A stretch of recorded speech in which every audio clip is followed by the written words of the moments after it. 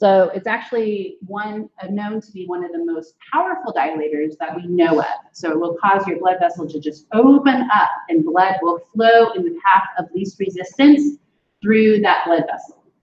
So we actually know a lot about this mechanism as it relates to the erectile tissue.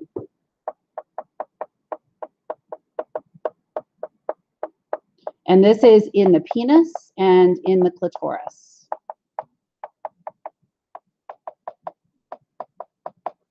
Because we need, in order for those tissues to be filled with blood and become erect during normal sexual function, we need the blood vessels to open up and for blood to flow in.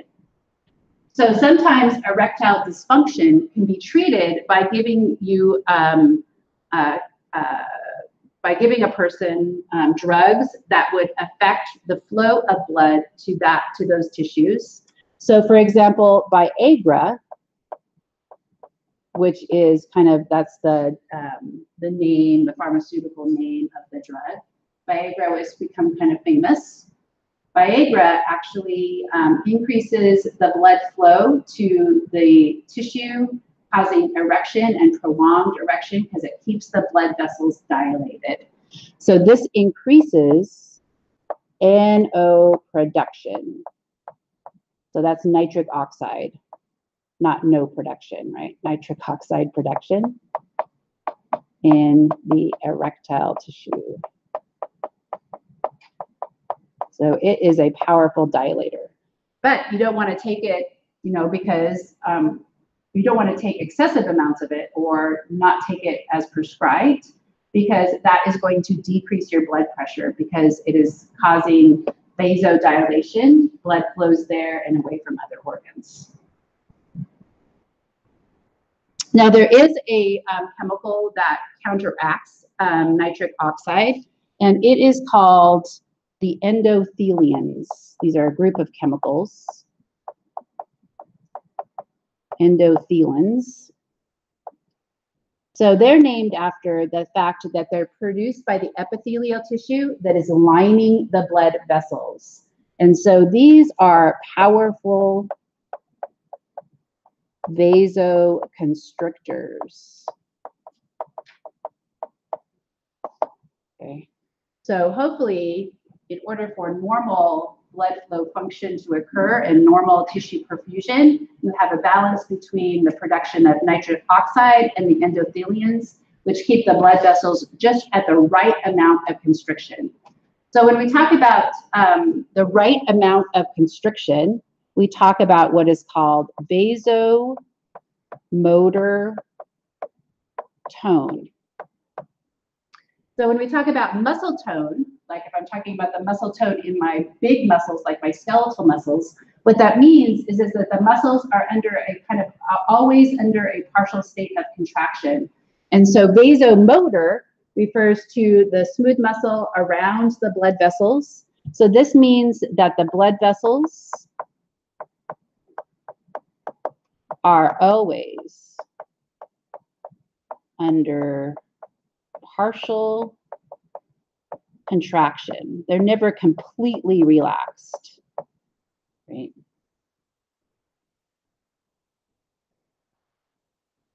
So both of those things work in coordination to keep the optimum contraction in the blood vessel. Okay. So we also have extrinsic controls. Really quickly, yeah. On the gases that we were talking about, is that only for that part of the body, or does that relate to all? It relates to all blood vessels.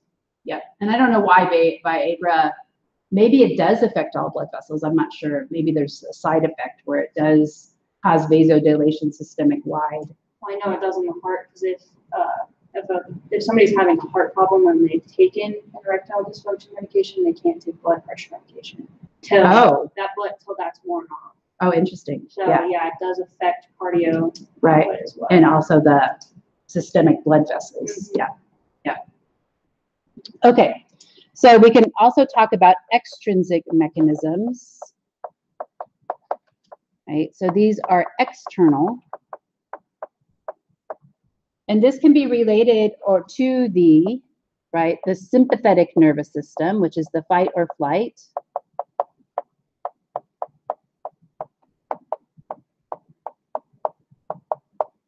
And a really good example of this is, again, shunting the blood out to the surface of the skin in order to get rid of heat.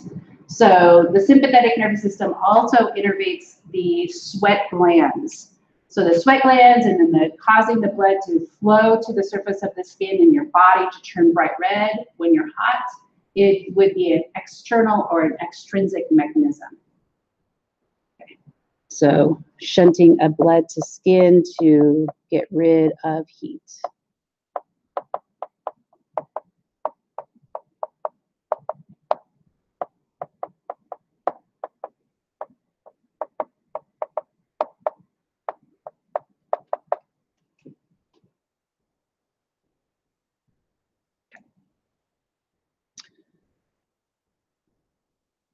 So the last general thing we're going to talk about, oh, let me look at this. Okay, so this is just a diagram of a person at rest and the flow of blood to their body, and then a person during strenuous exercise. And so you look at this, you notice the total amount of blood. So the cardiac output increases dramatically. And then if we look at the flow of blood, say, for example, from the skin during comparing at rest during vigorous activity, this would be the shunting of that blood to the skin to cool off. Then if you look at the skeletal muscles, it goes from like 1,200, and this would be milliliters per minute, to 12,500, right? So the muscles need a lot more blood, a lot more oxygen and nutrients to produce energy to contract. Same thing with the heart muscle. Notice the brain stays constant. So when you're exercising, you do not need more blood flow to the brain. And then notice that to the abdomen, it actually decreases, and also to the kidneys. So the abdomen would be like all of your digestive organs. So when you're exercising strenuously, you cannot do proper digestion. And maybe that's a good reason not to eat right before you go and do some strenuous exercise, right? Like swimming, they always say wait, right? Because it's just going to make you feel really lousy. And then also the kidneys. So during strenuous exercise, there's less blood flow to the kidneys, even though there's more waste being produced. Okay. Okay. So the last thing we're going to talk about in the general function of the circulatory system is capillary exchange. And so when we look at a capillary, so I'm going to draw my capillary right here. At one end, the blood is going to come into the capillary, and this is what is called the arterial end.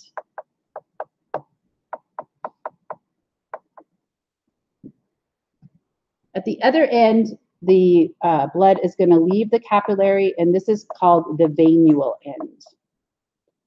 Now, you'll remember that at the arterial end, we have pre-capillary sphincters.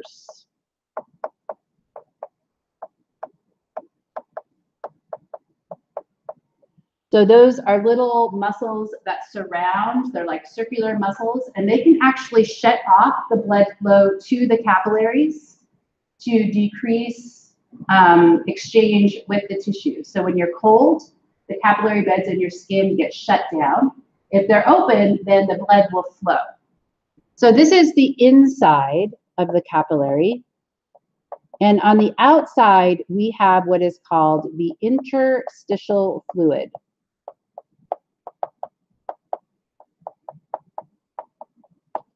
So the interstitial fluid is what surrounds all of our cells in our body. So this is the tissue fluid. And so in order for things to move, they have to be in solution. They have to be dissolved in water. And things will move from the inside of the capillary into the interstitial fluid, and then from the interstitial fluid into the cells. So I can draw my little cells, right, out here. Okay, so these are my body cells.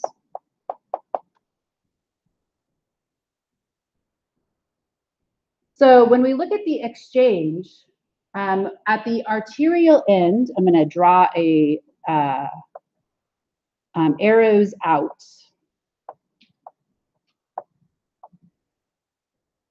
Okay.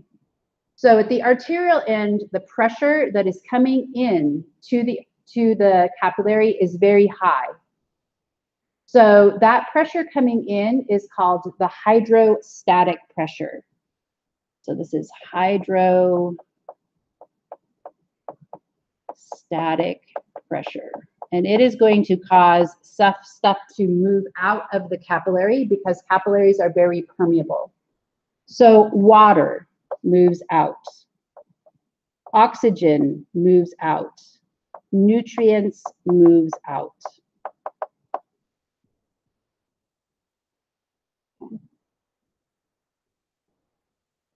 Blood cells generally do not move out.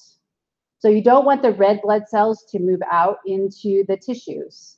So the red blood cells have to give up their oxygen. The erythrocytes have to release the oxygen, and then it has to diffuse out. So we talked about how hemoglobin is a respiratory pigment that will give off oxygen at the tissues. And so it just releases it, and the oxygen just diffuses out. And so these would be picked up by the cells, by the body cells that are surrounding the capillaries. Okay. So at the opposite end, I'll write this in red. Can everybody see red? Hopefully, yep. Okay, so at the opposite end, things get picked back up.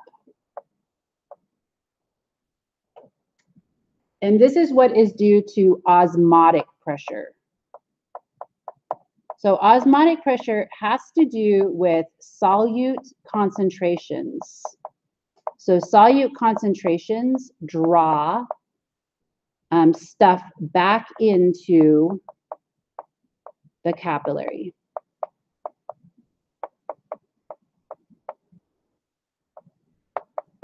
So one of the things that, oh, sorry, that says capillary. One of the things that stays in the capillary that does not leave is a molecule of protein, and it's called albumin. I think I talked about that before. That is in the blood plasma. So this is a protein that is too big to get out. And so albumin actually stays inside so that when we get to the venial end, its concentration actually causes water to move back in and other substances to be sucked back in instead of forced out. And so this would be water. So we want water to be picked right back up. Carbon dioxide is picked up, and waste products. So like urea. So urea is a waste product that gets picked back up. And that is what is ultimately put into our urine, and we urinate it out. So that's what we need to happen at the capillaries in order for the exchange between the inside of the capillary and the interstitial fluid and the body cells. So in your book, there are some diagrams that show this. And so this would be my arteriole. This is leading into the capillary bed. This would mean that the precapillary sphincter is open and blood is flowing through the whole bed. And you'll notice that at the arterial ends, things leave the capillary bed. At the venial end, they get picked up back up. Okay. So this shows the osmotic pressure that has to do with the solute concentration. So it just shows that water will move if the solute concentration is higher. So in your book, there's a whole a bunch of information about what osmotic pressure is and what hydrostatic pressure is. So if the hydrostatic pressure is greater than the osmotic pressure, you will get an exchange out, right? And then if the hydrostatic pressure drops off because of resistance in the blood pressure in the blood vessel itself, then the stuff will be sucked back up due to osmotic pressure.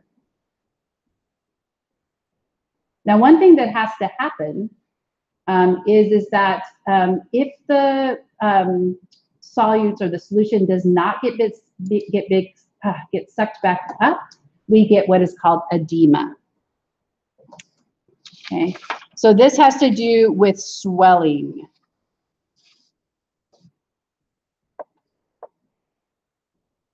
I don't want to use red here. This is swelling. Oops, I don't use that one.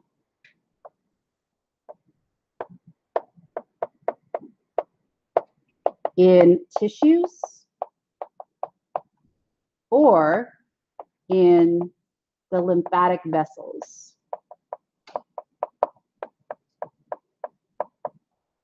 Okay, so for the tissues, it would be interstitial fluid.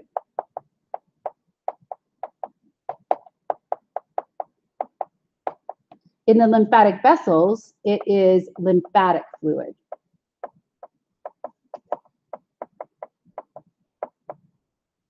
So one way to tell whether or not you're just having swelling in the tissues versus swelling in the lymphatic vessels is to see if when you press on an appendage that is swollen, does it leave an indentation? And so this is called pitted edema. So pitted edema has to do with swelling in the interstitial fluid. So you've got too much fluid in your interstitial fluid, and you have not taken that fluid back up. So some common causes of this would be things like pregnancy. So you tend to have more blood volume, and so you tend to have just more fluid, and so you get fluid retention in the tissues. Other factors include steroids.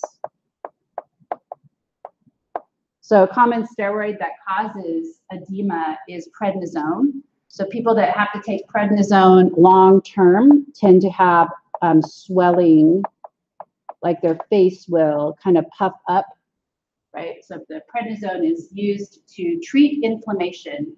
So if a person has inflammation like in their lungs and they have to take prednisone long term, then they'll start to swell up. Also, there are some diseases that are associated with excessive release of corticosteroids by the adrenal gland, and that can lead to like all of a sudden becoming really puffy looking. Okay. Some other things that could affect it is heart failure. So we talked about heart failure. Congestive heart failure is the inability of the heart to keep up with the oxygen demands of the body.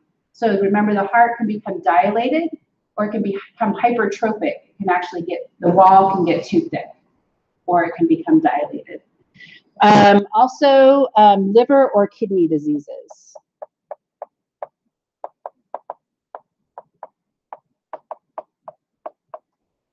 So the liver specifically, because the liver produces the proteins that are in the blood, so it actually produces albumin. So if the liver isn't able to produce lots of albumin, then that will fall off, and then the water will not be sucked back up. Okay, and then with the kidneys, the kidney we talked about plays a really big role in regulation of blood pressure, and so sometimes when you have kidney disease, that can also lead to the pitted edema. So the lymphatic system, this is what is referred to as lymphedema. Okay, so it's not pitted. So if you put your finger in there, there would be no pitted. And this means that the lymphatic system has excessive amounts of fluid. And so when we look at the lymphatic system, so on your review sheet, there was just a little bit of information you needed to know from chapter 20. So this is your little bit of information, okay? So the lymphatic system picks up excess tissue that is lost from the capillaries.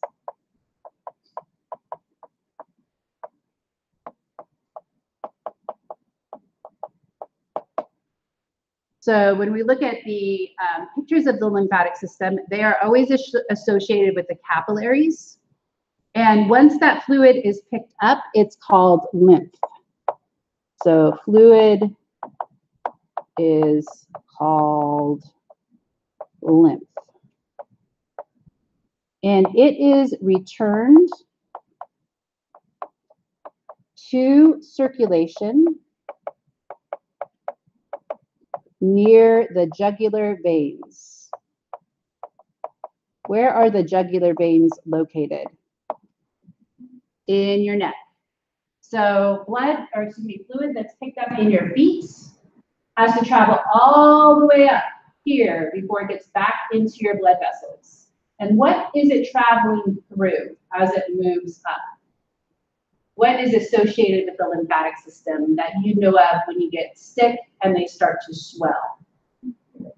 Lymph nodes, right? So it travels through lymph nodes.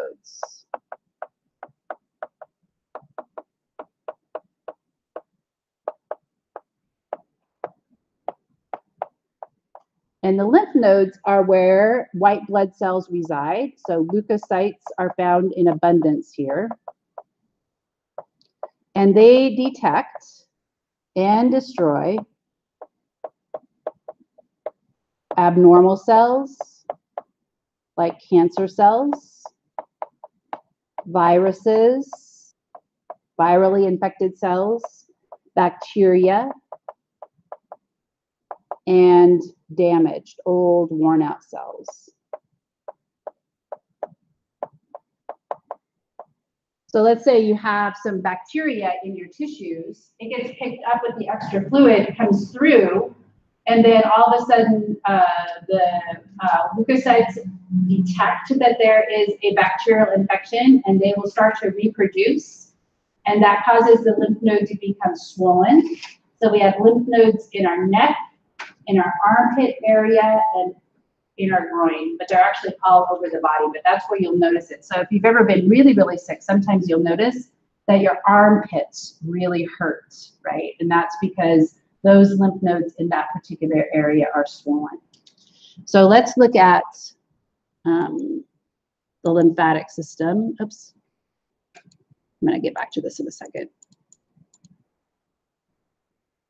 Okay. So this is actually a picture of the lymphatic system.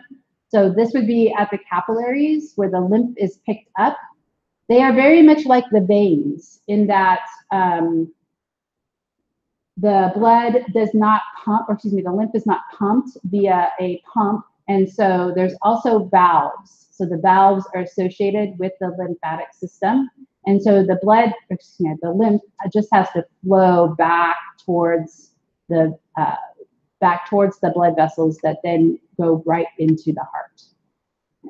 So notice that these are blind-ended vessels. And so one way that you can actually treat lymphedema is to do lymphatic massage.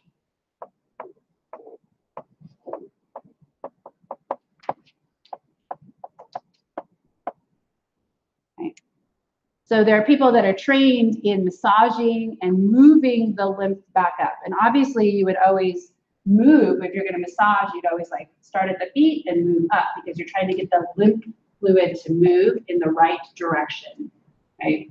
So there are particular techniques you can do to get the fluid to drain more properly back into the circulatory system. So I don't think massage works all that well with the other type of edema. What is one way that you could treat the other type of edema? Diuretics. What else? We've already mentioned it. I mentioned it multiple times. How do you create blood flow back to the heart?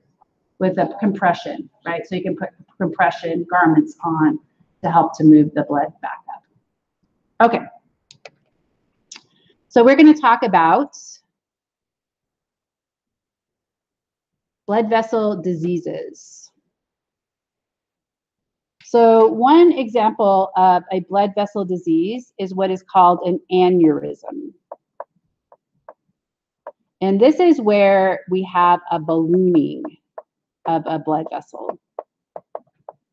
And I think I mentioned this before, that this could occur in the brain and it can lead to stroke. So you could have like a cerebral aneurysm where the blood vessel balloons And then if it bursts due to maybe high blood pressure, then you could have damage to that part of the brain. So these aren't in your book, but here's a picture of a person with a cerebral aneurysm, right? So this is very, you know, really, right? You'd be really concerned that this is going to rupture and lead to a stroke. And this is different than a stroke that is caused by a blood clot. So this is an embolism.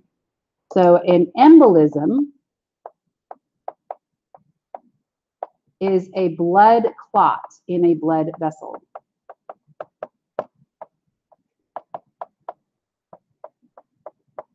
And if there is a lack of blood flow due to a blood clot, it can lead to what is called an ischemic stroke. So this is different than like a hemorrhagic stroke, which is what this would be, sorry. So this would be, up here would be the hemorrhagic, where the blood vessel bursts.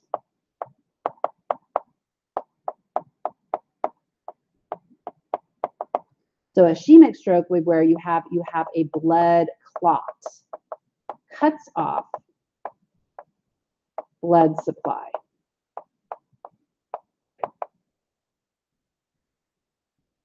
So an embolus, remember, is a blood clot that is traveling freely throughout the body and could end up in any small vessel and lead to problems. So this could also lead to problems with the heart. Okay. So another type of disease of the blood vessel is what is called atherosclerosis.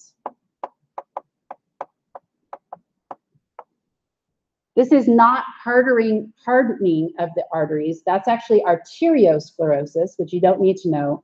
But atherosclerosis is due to plaque buildup.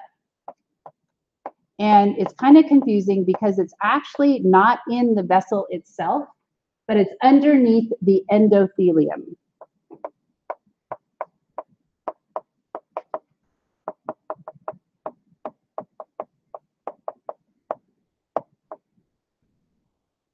So if we look at a diagram here, this is actually just showing a pipe of a drain. This is your drain pipe, okay? This is your blood vessel.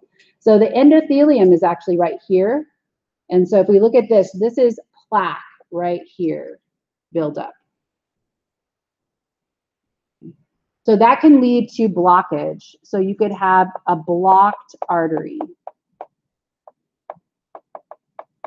And if this is in the coronary artery, it can lead to what is called a myocardial infarction.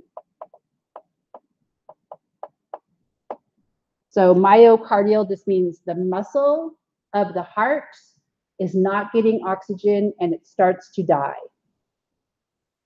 Okay, so that's a blocked artery. So some things that can affect, some factors that can cause atherosclerosis. So this is specifically atherosclerosis, is high blood pressure, diabetes is associated with it, obesity, smoking, and genetics. So the diet is questionable. But obviously, if you had a bad diet and you didn't get enough nutrients, that might lead to it. But with the diet, what they're starting to question is whether or not fats are bad. So I'll put are fats bad. So unfortunately, in the previous generation, if you looked at your pyramid, your food pyramid, fats were like up there, you were supposed to take just a tiny little bit, right? And so that led like my parents to believe that it was better to just eat white toast, right, without butter, maybe with margarine, which is a trans fat now, So white toast, that was a better meal than 2 eggs, right? And so what we're discovering now is that the question is, the carbohydrates lead to diabetes, right? So they become pre-diabetic, and then that can lead to atherosclerosis. And so, unfortunately, they got the wrong, or they got the wrong information, right? It would have been much better for them to be eating their eggs every breakfast than not. And so, if you look at the new guidelines,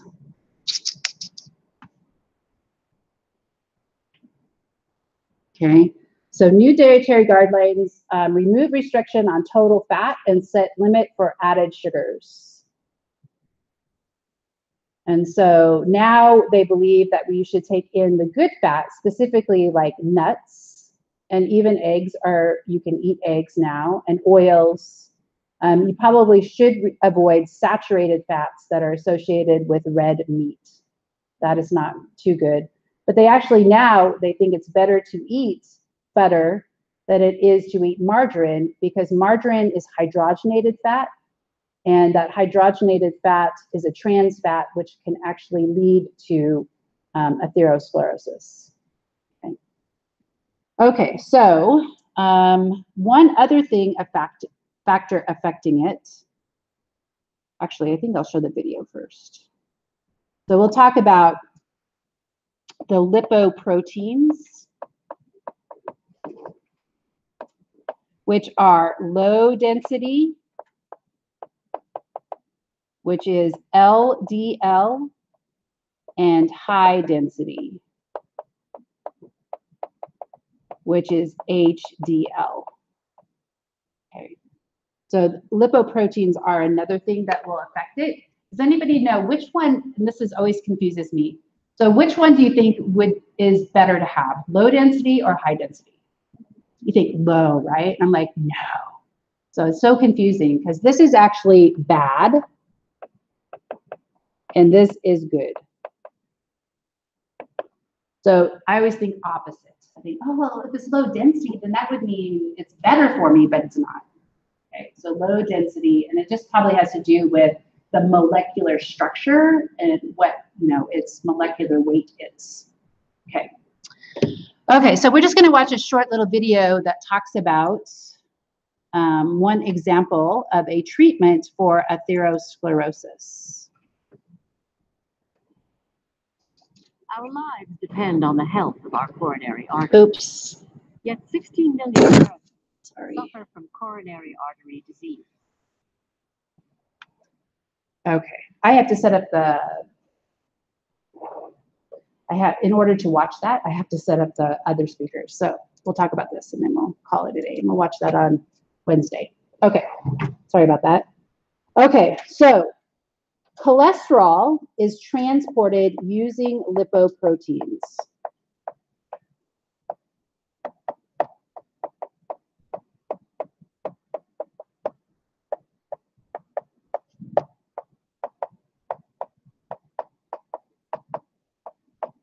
There is no such thing as really good cholesterol and bad cholesterol. It's what is transporting it that is good or bad.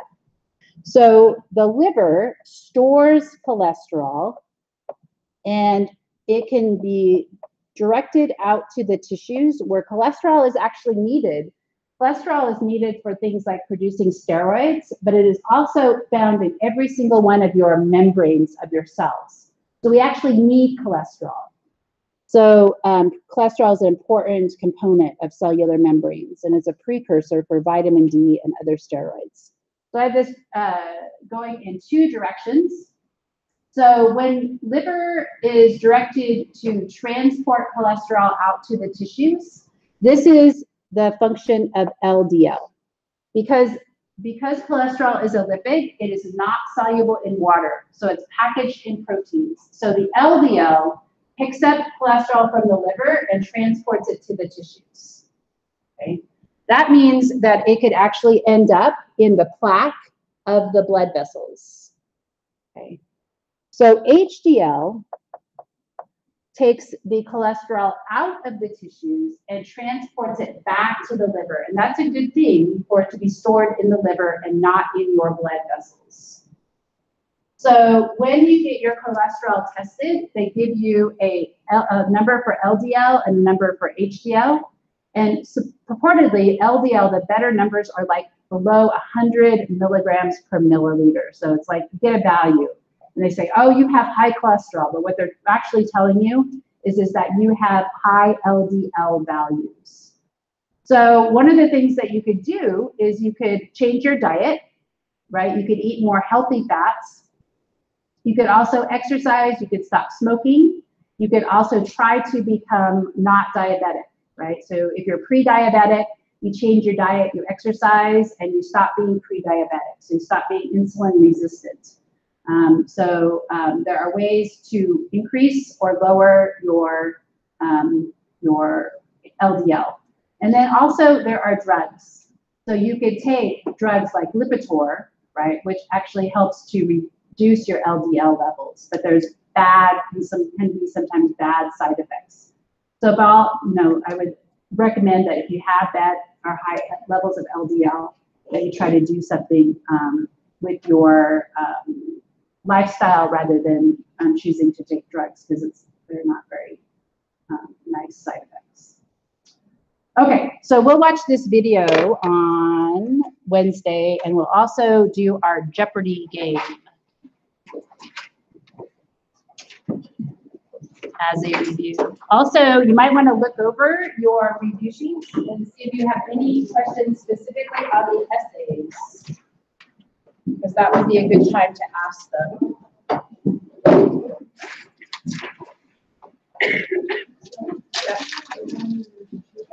I did email it to you. Oh, is it? But it's also Do you want papers I just need. to start it tomorrow? Yeah.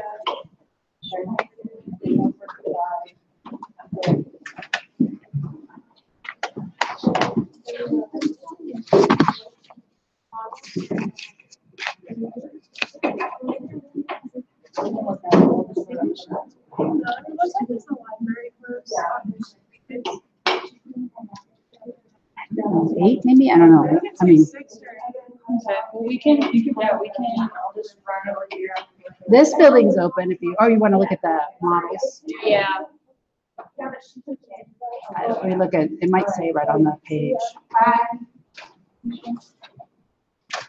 7 to 7, Oh, okay. or 7:30 to 7. Okay, so I get off at 5. We'll just meet up there whenever, like, I'll just rush over here real quick. And then just stay till it closes. Where did it go? Okay. So Yeah, I kind of didn't get what it was supposed to do. Is that like the? I just. All right, cool. Well, It's heart rate and stroke volume. Yeah. But then there's The three blood flow rate. variables that affect stroke volume. So you could choose 2 of those. So you could talk about heart rate, afterload, preload, contractility of the heart. Okay, so we need to explain that, not this part. So you explain the 3 variables? That would be 3 variables, yeah. So stroke volume and heart rate are 2 variables, but there's also things that affect stroke volume. So like how it says to use exercise, I put kind of what's on the bug, so. Yeah. Sympathetic. Yep, that's right. If you turn it up. Yep. And the 8. I just need one more to do. Okay. Yeah. This part, the 3 variables on that too. I just put the flow, the delta P, and the persistence. Is those are the No, 2? the flow is what is measured.